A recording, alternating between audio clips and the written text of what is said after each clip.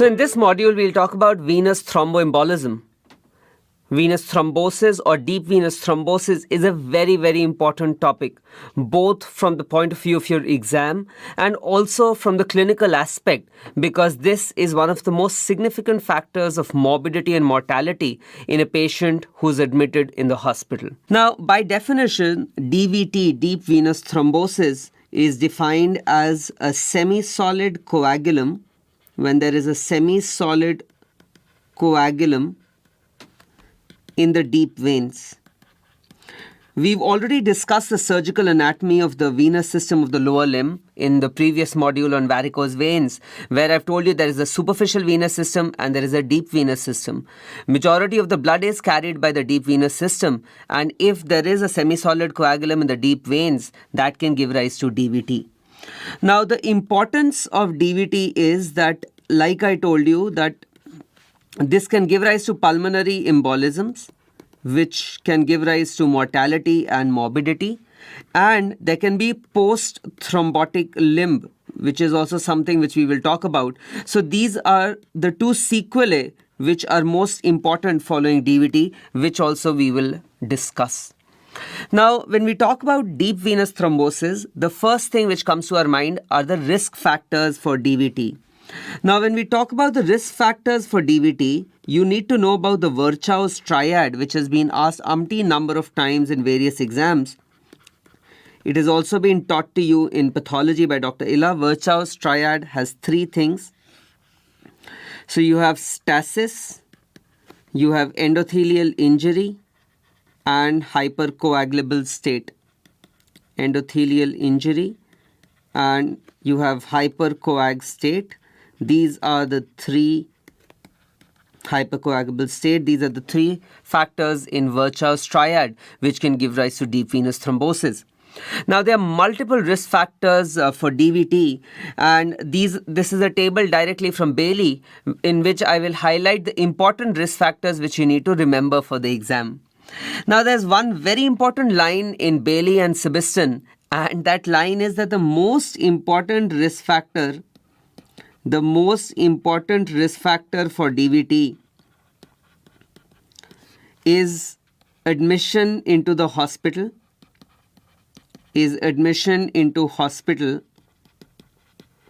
for medical or surgical treatment.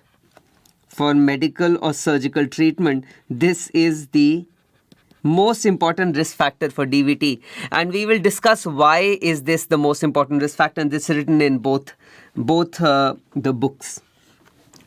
Now, the risk factors: with increasing age, there is increased risk of DVT. Obesity, of course, there is an increased risk of DVT, which is why if you remember the module on bariatric surgery, I told you after bariatric surgery, pulmonary embolism, DVT and pulmonary embolism is the leading cause of death following bariatric surgery in the first 30 days. This I've mentioned in the bariatric surgery module, and it has been asked in the exam as well. Varicose veins can also give rise to DVT, and vice versa is also true, that post DVT there can be varicose veins, which also we will discuss in this module. Immobility is a very important risk factor. Stasis or immobility. Pregnancy is a hypercoagulable state. High estrogen therapy is a hypercoagulable state. Another very important risk factor is previous history of DVT. And this is a constant example which I always give in my classes. I'm sure all of you must have heard Serena Williams' name. Serena Williams was the number one tennis player for a very long duration. And Serena Williams, few years back, she had a minor trauma and she developed a DVT. And then again, when she was pregnant a few years later, she again developed DVT in the same limb. Why? Because there was a previous history of DVT, and that is a very strong risk factor for DVT in the future as well. Now, why is trauma or surgery a very important risk factor for DVT? So what happens when trauma or surgery happens? Large quantities of tissue factor is released.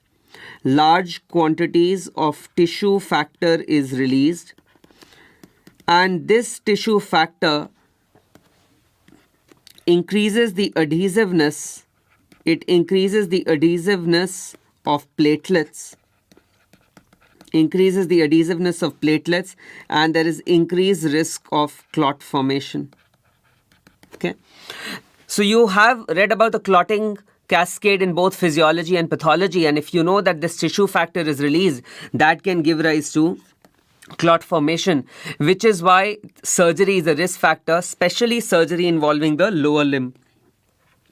Malignancy. So all cancers are a prothrombotic state. All cancers are also a prothrombotic or hypercoagulable state. There are certain other risk factors for DVT also which I want you to know, especially protein C and S deficiency. This also gives rise to a prothrombotic state. And factor 5 or Leiden mutation. So factor 5 or Leiden mutation is the most common. This is another question which has been asked. This is the most common congenital prothrombotic state. This is the most common congenital prothrombotic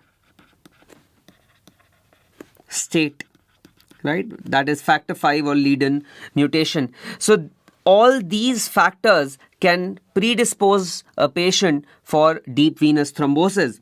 One more which has been asked in the exam is an anatomical factor, and this is known as May-Thurner syndrome. So May-Thurner syndrome is when the right iliac artery in certain patients presses on the left iliac vein, presses on left iliac vein. So when the right iliac artery presses on the left iliac vein, it can give rise to left iliac vein thrombosis. It can give rise to left iliac vein thrombosis and DVT. So this is another anatomical factor which can give rise to DVT. So you should know these important risk factors which can give rise to DVT. So now let's talk about the clinical features which are seen in a patient with deep venous thrombosis. Now, a very important statement which you need to remember, and this was asked in the All India exam 2 years back, is that mostly DVT is unilateral. Mostly it is unilateral. Only in 20 to 30% patients it can be bilateral, but in majority of the patients it is unilateral deep venous thrombosis. One more point which I want you to remember, that the most common veins affected are the calf or the soleal veins. But the most common veins which give rise to pulmonary embolism, PE is pulmonary embolism, are iliofemoral veins. So one thing which I want you to remember, most commonly affected veins are the calf or the soleal veins, but more proximal the deep venous thrombosis, higher is the risk of pulmonary embolism. So more proximal the DVT, higher will be the risk of pulmonary embolism. You should please remember this point. Now, if we talk about the clinical features of DVT, so the most common and the earliest features of deep venous thrombosis are pain and swelling. So this is how the patient will present with. Patient is going to come with pain and swelling. These are the most common and the earliest presenting features. If there is pulmonary embolism, if pulmonary embolism is there, then the patient can also come with chest pain.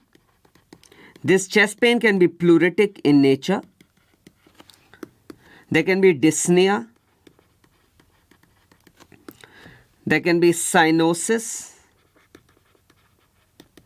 There can be raised JVP in these patients. So this is how patient can come if there is pulmonary embolism. ECG changes can also be seen in pulmonary embolism.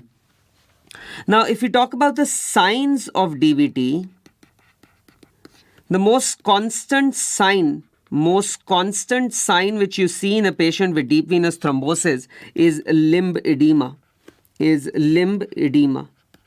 So that is the most constant sign which is seen in a patient with deep venous thrombosis. So the most constant sign is a limb edema.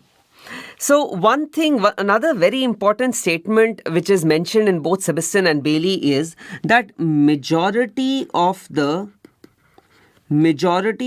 calf DVT, so majority of calf DVT patients are asymptomatic. Therefore, there should be a high degree of suspicion.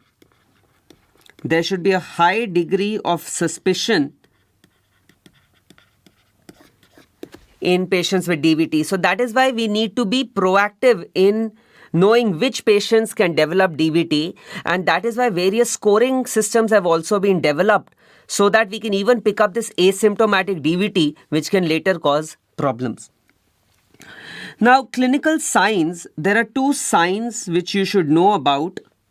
You have the Moses sign and you have the Hohmann sign. You have the Moses sign and you have the Hohmann sign. Now, a word of caution here that these signs are usually not clinically elicited. We usually avoid them. Why? Because if there is a clot, it can get dislodged and that can give rise to pulmonary embolism. Now, just for the sake of teaching and understanding, I have demonstrated these signs on an asymptomatic patient, and I'll just show you a video so that you understand what these signs are. So in this video, I'm going to show you the Hohmann's and the Moses sign. Like I've told you, we usually don't do it in patients who have clinical suspicion of DVT. I've just done it for demonstration in an asymptomatic patient, because with the next exam coming in, you might get video questions as well, so you should know about these signs. So first, I'm going to demonstrate the Hohmann's sign to you. In the Hohmann's sign, what we do is we will carry out flexion at the knee. And this flexion at the knee is very important to elicit the sign, which I'll explain to you why. So once you've done the flexion, then we are going to carry out dorsiflexion of the foot. We will do dorsiflexion of the foot. And when we do dorsiflexion of the foot, the patient will feel stiffness or resistance in the calf. It is not described as pain. Mind you, this is very important. It is described as stiffness or resistance in the calf. Now, the reason why we want a flexed knee is because if the knee is straight and somebody has a tight hamstring, they will also feel resistance. Or if somebody has sciatica pain, they will also have pain or resistance. So that can give you a false impression that it is a Hohmann's sign. So that is why we usually do it with a flexed knee. Moses sign, on the other hand, is when you squeeze the calf gently, there's going to be pain. That is Moses sign. Now, one more thing which I want you to know is that clinical signs have low sensitivity in picking up DVT, right? That is why we don't rely on clinical signs. We rely on investigations to diagnose deep venous thrombosis.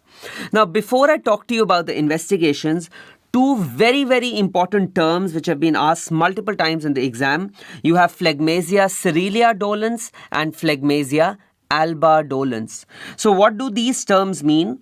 Phlegmasia cerealia dolens means, the literal meaning of this is a painful blue limb. Which you can even see in the image shown. This is a painful blue limb where there's thrombosis of the major axial veins along with the collaterals.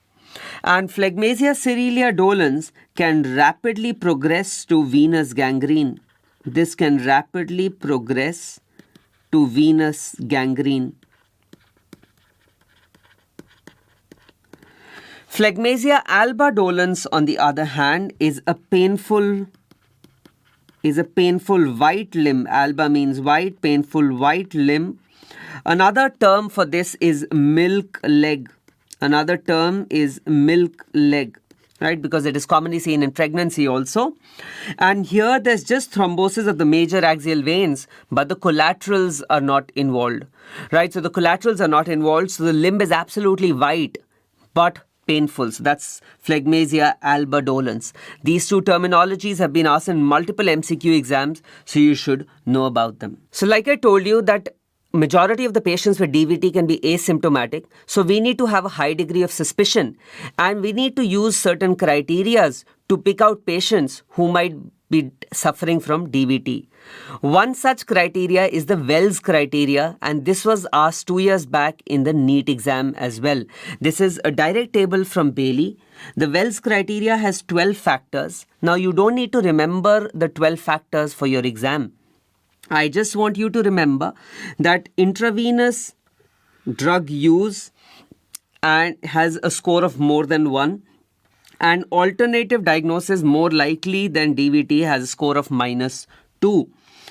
And according to the Wells criteria, low probability of DVT is when the score is -2 to 0. That is low probability, that is 5%. Moderate probability is when score is 1 to 2. That means there is a 17% chance that the patient might be having DVT. And high probability of DVT is when the score is more than 2. And this means that there is a 17 to 53% probability that the patient is having DVT. Now these patients, according to the Wells criteria, once we've identified the at-risk population, then we can carry out investigations to confirm whether DVT is present or not. Now, when we talk about the investigations, the investigation of choice, IOC's investigation of choice is a duplex scan. Duplex scan in the previous module on varicose veins, I've told you, is a color Doppler plus a beam mode ultrasound. This is a color Doppler plus beam mode ultrasound. So this is the investigation of choice in a patient with deep venous thrombosis. Now, sometimes the iliac and the femoral veins, sometimes it is difficult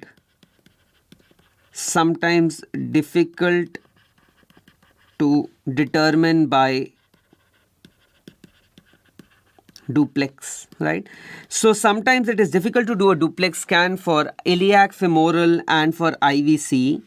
That is why if there is a doubt or if it is a proximal vein, then we can also use MRI. So MRI for the veins, that is magnetic resonance imaging for the veins, can be used in these specific situations. The other investigations, you should know that if pulmonary embolism is suspected, then the investigation of choice for pulmonary embolism is a CT angiography. CT angio is the investigation of choice for pulmonary embolism, whereas the gold standard for pulmonary embolism is pulmonary angiography. Gold standard is pulmonary angiography, but we usually don't do this because it is invasive. So the gold standard is pulmonary angiography, but because it is invasive, it is not done. Similarly, the gold standard for DVT is venography. But again, because venography is an invasive modality, it is not carried out. Duplex is carried out. Duplex scan is carried out. Now, one more investigative modality which you need to know is D-dimer. This is a very common blood test which is sent when pulmonary embolism or DVT is suspected.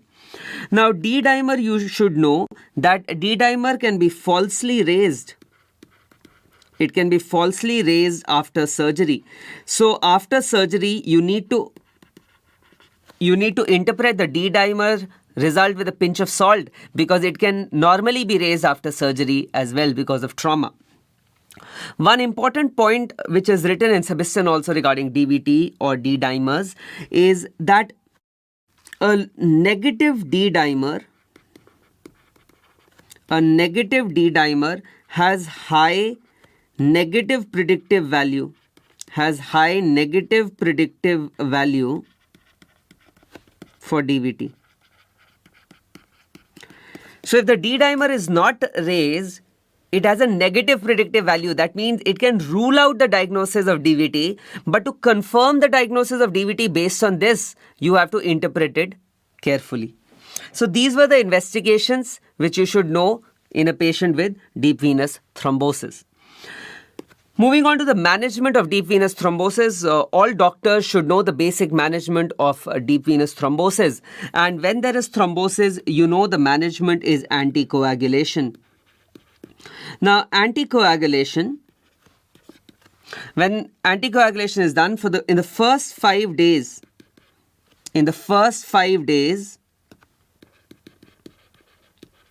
the patient is diagnosed with deep venous thrombosis, we start the patient on low molecular weight heparin plus warfarin, right? And after 5 days, only warfarin is continued. Now, obviously, you might ask that why are we giving low molecular weight heparin for the first 5 days and then just continuing warfarin later on? So the answer to this question lies in pharmacology, and Dr. Ranjan, I'm sure, has covered this point in his modules, and I'll just reiterate this point.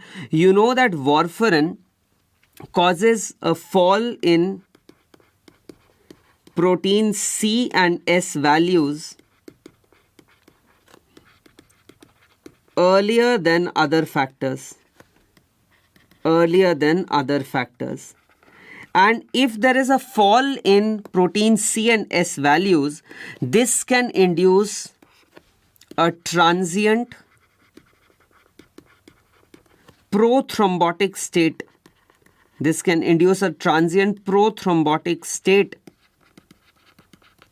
In first 3 to 5 days. This can induce a transient prothrombotic state in the first 3 to 5 days. That is why only warfarin is not given. You always give it under the cover of low molecular weight heparin. And once 4 to 5 days are done and you know its action has set in, then you can discontinue the low molecular weight heparin. Another question which has been asked in the exam, if the first episode of DVT is there, then for how long will we continue warfarin? Then warfarin is continued for 3 months according to the latest guidelines. Earlier it was 6 months. But if there is recurrent DVT,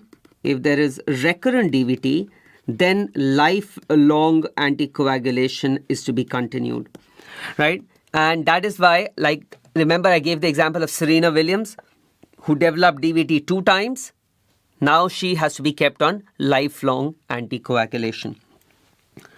Now, you have studied in pharmacology that if a patient is started on warfarin, you need to monitor these patients. And how do we monitor a patient who's on warfarin therapy?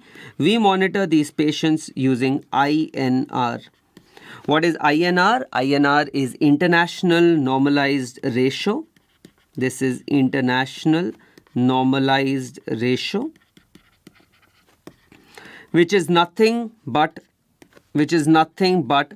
PT, that is the prothrombin time.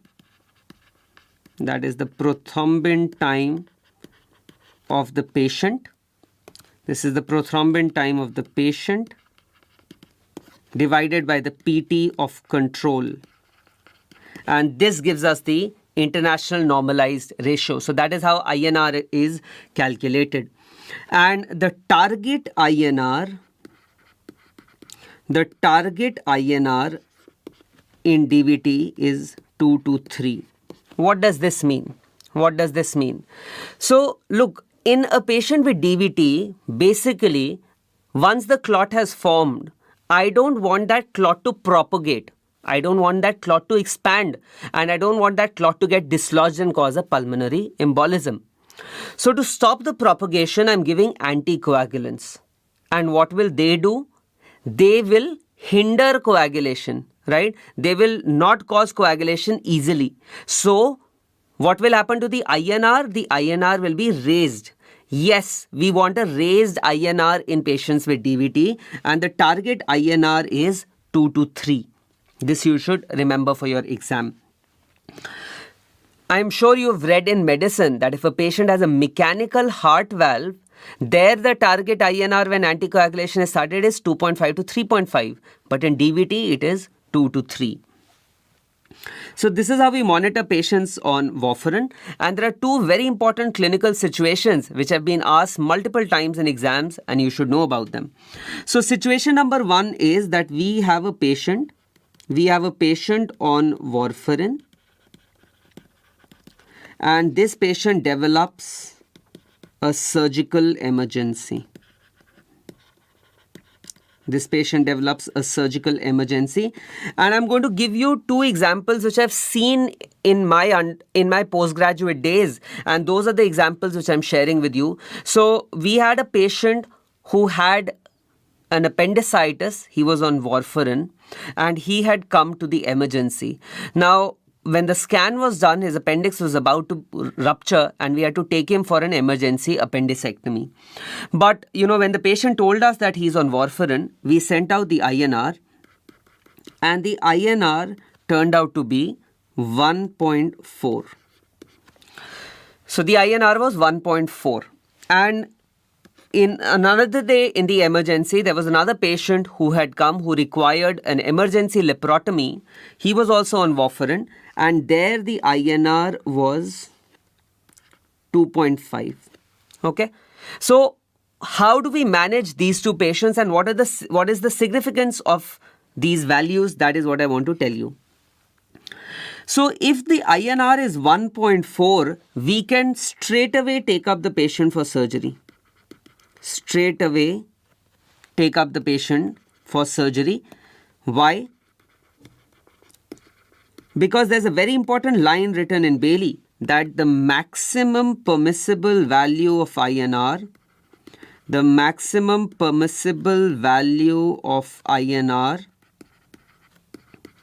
at which surgery can be done, without increased risk of bleeding, is 1.4. Right? So this is a very, very important statement. And let me tell you, when you people become interns, you will be sent to the anesthesia department to carry out PAC. PAC is pre-anesthetic checkup before any surgery. And when PAC is done, the anesthetist always checks the INR.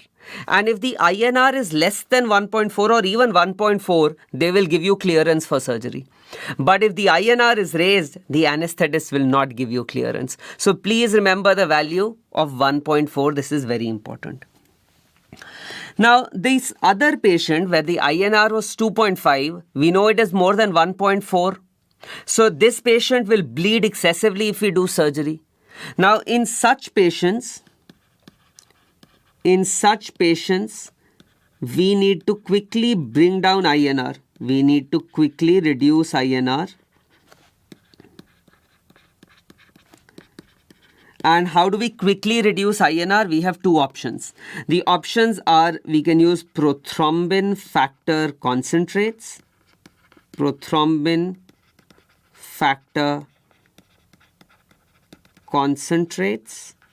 Or we can use FFP. What is FFP? FFP is fresh frozen plasma.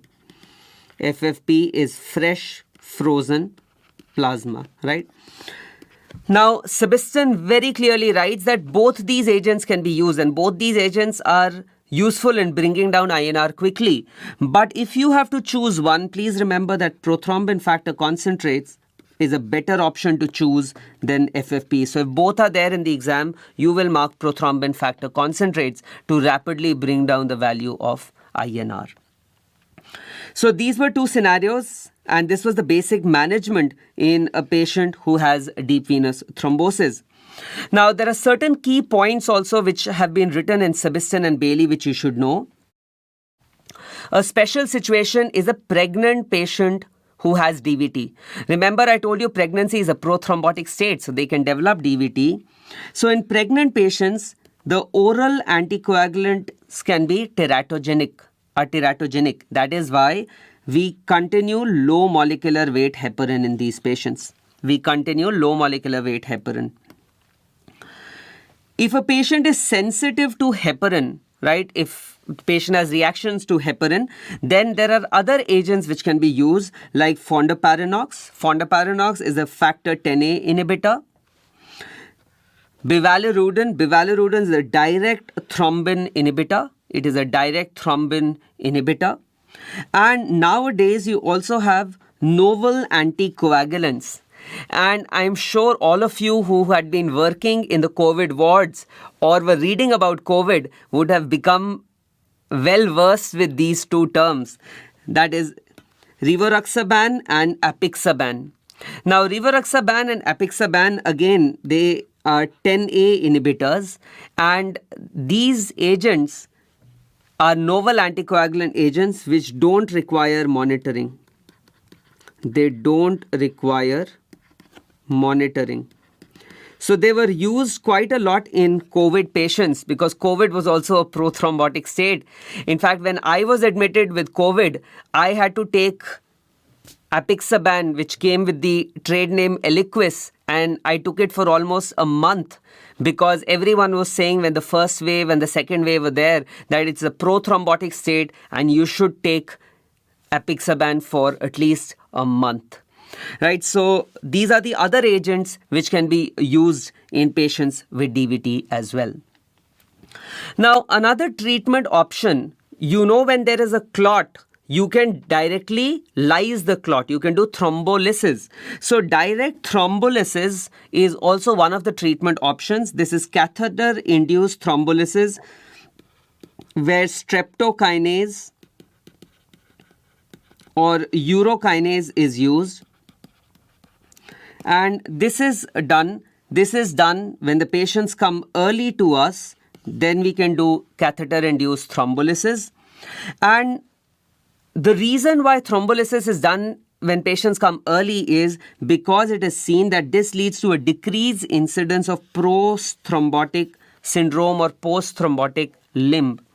We will discuss what a post-thrombotic limb is, but you should know that thrombolysis reduces the incidence of post-thrombotic limb after DVT. In Sebastian, an ATTRACT trial is given, and ATTRACT trial was basically done in patients with DVT where thrombolysis was done, and the key takeaways were that thrombolysis is useful in patients with proximal DVT. That means those patients who have iliac or femoral involvement, they are the most likely to benefit from catheter-induced thrombolysis. So in these patients, we should go for this treatment option, especially if moderate to severe symptoms are there. Especially if moderate to severe symptoms are present. So we should carry out direct thrombolysis. Now, another treatment option for DVT is an IVC filter, an inferior vena cava filter. Now, what exactly is an inferior vena cava filter? You know that if there is a clot in the leg veins, it will go up the inferior vena cava and then it will go into the pulmonary circulation, right? After going into the heart and then into the pulmonary circulation. So if we put a filter, if we put a sieve in the IVC, then these clots cannot go up, right? They will get caught there. So that is what you can see, that this filter is put in the IVC and these thrombi get caught there, right? And you can see in this X-ray also, this is the IVC filter which you can see. And the most commonly used IVC filter is known as a Greenfield filter. This term has been asked in the exam as well. Now you should know what are the indications to use an IVC filter. So the indications for an IVC filter are, number one, if the patient has DVT but has a contraindication for anticoagulation, right? So what is the example for that? Example is supposing there is a patient who has a road traffic accident and has a head injury, has a head bleed, brain bleed. Now this patient is lying on the bed for a long period of time and because of immobility develops a DVT. Now, because this patient has had a brain bleed, we cannot use anticoagulants in these patients. So there you will have to use an IVC filter. Okay. Another indication is a patient where there is contraindication for the use of anticoagulation, which I've already told you. Another patient where there's recurrent pulmonary embolisms despite anticoagulation. And if there are multiple small emboli that can give rise to pulmonary hypertension, so chronic pulmonary embolism or resultant pulmonary hypertension is also an indication. If there are complications of anticoagulation, like reactions are there or bleeding is there, or if there is propagating iliofemoral venous thrombus in a patient with anticoagulation, where you've already given anticoagulation, but despite that, the condition is progressing. So these are the indications for an IVC filter. Now, no surgery comes without side effects or complications. So what can be the complications of an IVC filter? There can be migration. There can be bleeding. And one of the most catastrophic complications is IVC blockade. IVC blockade means large quantities of thrombi block the IVC. Right? Large quantities of thrombi, they block the IVC. That what is going to happen if the IVC is blocked? Blood will not go up. If the blood does not go up, your JVP will fall, jugular venous pressure will fall, right? There will suddenly be decrease in cardiac output. There will be decrease in systolic blood pressure. Now, decrease in cardiac output and decrease in systolic blood pressure can also be seen in pulmonary embolism. But in pulmonary embolism, JVP will be raised. So the JVP helps us differentiate between a caval blockade and IVC blockade versus pulmonary embolism in a patient who has an IVC filter. And if it is an IVC blockade, then the management for these patients is IV fluids. Then the management for these patients is IV fluids, because these patients, there's not enough fluid going into the heart, so you need to give IV fluids in these patients. So because IVC filters have these complications as well, that is why in Sebastian there is a mention of retrievable IVC filters. So for a long period of time, these IVC filters were left there. But now there are retrievable IVC filters as well, which you can remove. And this is given in Sebastian. So important for your INI CET exam and also for the SS exam. The indications for placement of a retrievable IVC filter: if prophylactic placement is being done in a high-risk patient, then you can remove it after some time. Short-term duration contraindication to anticoagulation therapy is there. If there's protection during venous thrombolytic therapy or extensive iliocaval thrombosis is there, that is where we can put in a retrievable IVC filter. So these were the treatment modalities in a patient with deep venous thrombosis. One of the sequelae I've already told you is pulmonary embolism, which has been covered in great detail by Dr. Rakesh in his medicine lectures. But the one which I want to talk about and is gaining a lot of importance and a lot of questions have also been asked is a post-thrombotic leg. Now, post-thrombotic leg, it has been seen that almost two-thirds patients after DVT can land up with post-thrombotic leg or post-thrombotic syndrome. Now, what exactly is post-thrombotic leg or post-thrombotic syndrome? In these, what happens is, remember your module on varicose veins where we discussed that 80% blood is flowing through the deep veins. Now, if the deep vein is blocked, all the blood is going to go through the superficial vein. And what will that give rise to? That will give rise to chronic venous hypertension. It can give rise to varicose veins. It can give rise to pigmentation like we've studied in varicose veins.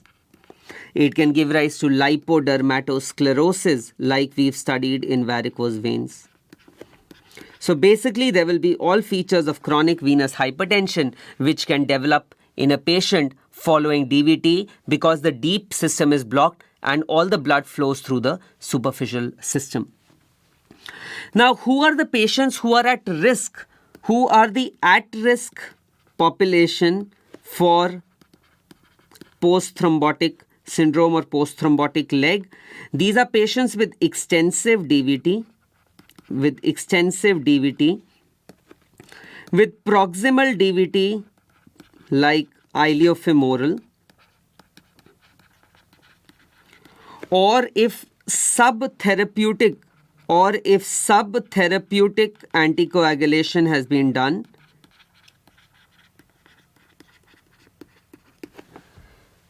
then these are the patients who are more likely to develop a post-thrombotic leg or post-thrombotic syndrome.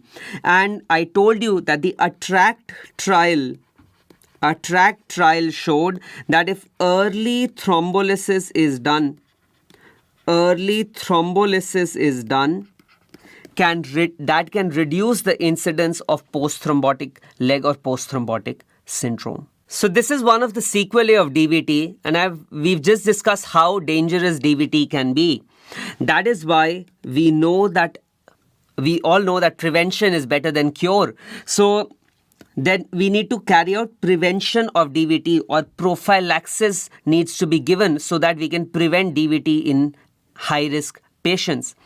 Now, the first thing in doing that is to anticipate which patients can develop DVT. So, Bailey has given a table which stratifies patients into low, medium and high risk of developing DVT. And by knowing these criteria, we can accordingly choose the prophylaxis in each group of patients. Now, I want you to remember the criteria which are high risk criteria because they have been asked many times in the exam. Even if you don't remember the low and the moderate risk, that is all right. You need to remember the high risk criteria for your exam. So the high risk criteria are major orthopedic surgery or fracture of the pelvis or the hip or the lower limb, major pelvic or surgery for cancer, major surgery, trauma or medical illness in patients with DVT, previous history of DVT or pulmonary embolism, lower limb paralysis or major lower limb amputation. These are the high-risk patients. So high-risk patients and moderate-risk patients, these are the ones which will receive dual prophylaxis. Dual prophylaxis is where they will receive both mechanical prophylaxis and they will receive pharmacological prophylaxis as well. We will discuss about these prophylaxis in detail, but you should know that moderate and high risk group receive both mechanical and pharmacological. Whereas low risk patients, which is minor surgery less than 30 minutes, any age, no risk factors, or major surgery that is more than 30 minutes, less than 40 years, or minor trauma or medical illness, these patients just receive mechanical prophylaxis to prevent DVT. Now, what are the prophylaxis which can be used? So we discussed that there can be mechanical prophylaxis and there can be pharmacological prophylaxis. Now, the first thing which I want you to know, which has been asked in many exams, and a lot of students, because they've just seen mechanical prophylaxis being used, that is why they say that mechanical is better than pharmacological. No, that is wrong. Pharmacological prophylaxis is far, far superior than mechanical prophylaxis. Now, pharmacological prophylaxis is in the form of low molecular weight heparin. Now, we know that low molecular weight heparin has a longer half-life. This has a longer half-life and it is subcutaneous administration, and because it has a longer half-life, no monitoring is required in these patients. You don't need to monitor these patients with PT or INR. So that is the advantage of low molecular weight heparin, and that is the agent of choice for pharmacological prophylaxis. Mechanical prophylaxis is early ambulation. You try to ambulate the patient as soon as possible, early ambulation after surgery. That is why you will see residents. It is the job of the first year resident to make sure that the patient gets out of bed and is ambulating. Now, Sebastian writes a very important line. They write that, sometimes residents think or nurses think that just making the patient sit from the lying down position is also a sort of ambulation. But Sebastian has very clearly written that to make the patient sit from a lying down position, that is actually one of the worst things which you can do, and that can increase the risk of DVT. So ambulation would mean that you have to get the patient out of the bed moving. That is the ambulation which we are talking about. Pneumatic compression stockings can also be used for DVT prophylaxis. Pneumatic compression stockings have been asked in multiple exams, including AIIMS. And these pneumatic compression stockings, you can see these are the compression stockings which are there, and they are tied to the leg while the patient is in bed or undergoing surgery, and they will inflate intermittently. And when they inflate intermittently, they prevent stasis of blood. Right, and that is the mechanism of action of these pneumatic compression stockings as well. So these are the prophylactic measures which can be used in patients with DVT. You should be able to identify pneumatic compression stockings for the exam as well. Now, up till now, we were talking about lower limb DVT. Can upper limb DVT also occur? Absolutely, yes. So upper extremity DVT can also be there, although it's not as common as lower limb DVT, but it can occur. So like I mentioned, upper extremity DVT is rare, and this can be primary upper extremity DVT or it can be secondary upper extremity DVT. Primary upper extremity DVT is known as Paget-Schroeter's disease. This is known as Paget-Schroeter's disease. So Paget-Schroeter's disease, this has been asked in the exam. This is axillary vein thrombosis. This is axillary vein thrombosis, which can be seen in patients with repetitive arm movements. Like weightlifters, those who lift heavy weights, or javelin throwers, repetitive arm movements that can give rise to axillary vein thrombosis. That is known as Paget-Schroeter's disease. This can also, primary upper limb DVT can also be the venous component, of thoracic outlet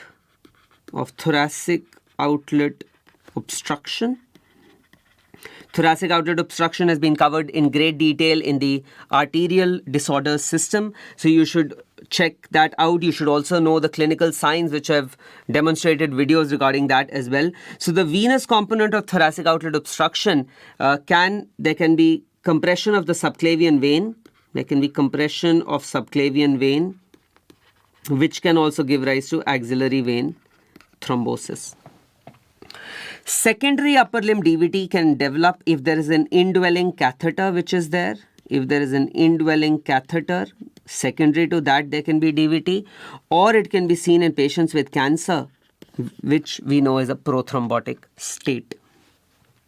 Now, patients with upper extremity DVT, these patients are going to present with the clinical features we know is going to be pain, swelling, edema is going to be there.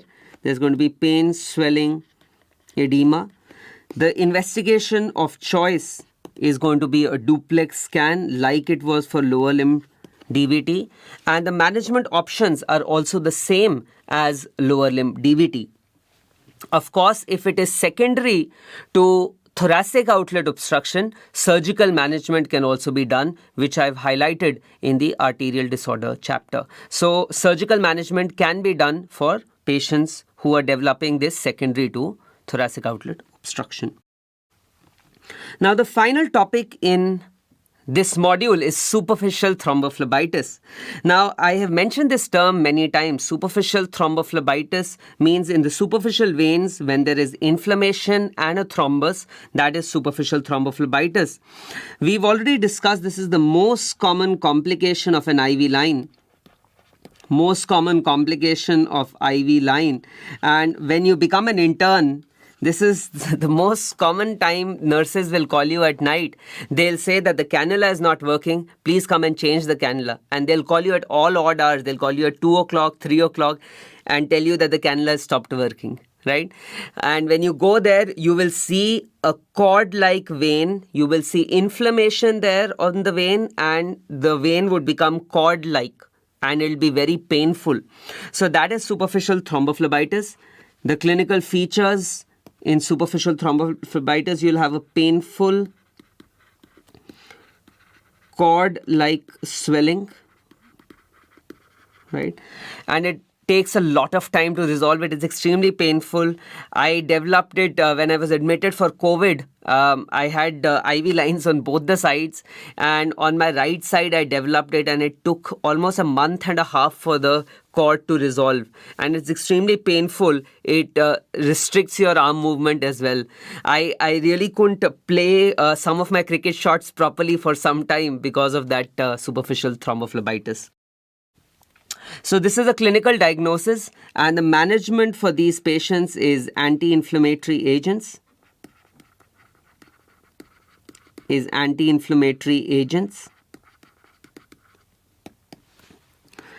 So there is a thrombophobe ointment which is given to patients, which they have to apply, and this gradually goes away. Also, compression garments can be given. Compression can be done, but not in the acute phase when it is very painful. Later on, compression garments can also be given if there is swelling. So this is regarding superficial thrombophlebitis, and that brings us to the end of this module. We will still do some MCQs, and before we do the MCQs, like I've been telling you, for final year students, what is important in this module? DVT and prophylaxis of DVT. Both these are short notes which are asked in the exam. So you should know about these two. These are short notes which are commonly asked in the exam. Now, before we wind up this module, let's quickly do some MCQs. So you are a PG in the vascular surgery clinic and you see a file of a javelin thrower with Paget-Schroeder's disease. What is the abnormality? I just told you this is axillary vein thrombosis due to repetitive movement. Compression of left iliac vein by right iliac artery, this I told you is May-Thurner syndrome. DVT, true and false, it occurs secondary to Virchow's triad. This is true. Phlegmasia cerelia dolens is when collaterals and axial veins both are thrombosed. This is true. Usually bilateral is false. It is usually unilateral. Venography is the gold standard investigation. This is false. It is the gold standard investigation. The best investigation or the investigation of choice is a duplex scan. Homans and Moses should be routinely checked in patients where DVT is suspected. This is false. We should avoid it. Otherwise, it can dislodge a clot. Target INR is 2 to 3. Pharmacological prevention is better. This we've already discussed. All of the following are indications for placement of inferior vena cava filters except. So septic thromboembolism is not an indication. Bleeding from anticoagulation is. DVT, recurrent DVT is. Severe pulmonary hypertension is. Which one of the following is not a high risk factor for the development of DVT in an operative patient? So pelvic surgery will be there. Below knee amputation is going to be there. Lower limb surgery in a patient with DVT, this is also a high risk factor. I told you have to remember the high risk ones.